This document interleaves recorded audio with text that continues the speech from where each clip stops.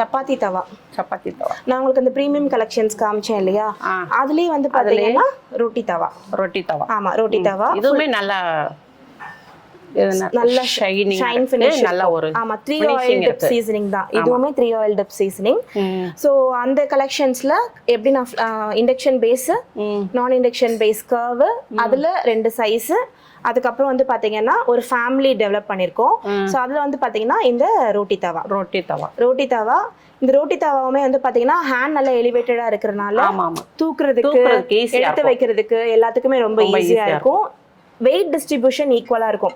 வச்சதுக்கு அப்புறம் இப்படி தூக்கிக்கிச்சு அந்த மாதிரியான பிரச்சனைகள் வந்து இதா இருக்கு. நல்லா ஃபிளாட்டா நல்லா தான். ஆமா, இது எல்லாமே கம்ஃபர்டபுளா இருக்கும். ஃபுல் காஸ் போடணும், இது போடனாலுமே இது ரொம்ப வந்து கம்ஃபர்டபுளா இருக்கும். அண்ட் சப்பாத்தி தவால தோசை போடாதீங்க, தோசை தவால சப்பாத்தி போடாதீங்க. ஒரு மல்டி பர்பஸ், ஆமா, ஒரு மல்டி பர்பஸ் தவா வச்சுக்கோங்க. அதுல சப்பாத்தி போடுறதுக்கு, ஃபிஷ் ஃப்ரை பண்றதுக்கு, இது எல்லாத்துக்கும் நம்ம அதை யூஸ் பண்ணிக்கலாம். தோசைக்கு தனியா ஒரு தவா ஒதுக்கி வச்சிருங்க.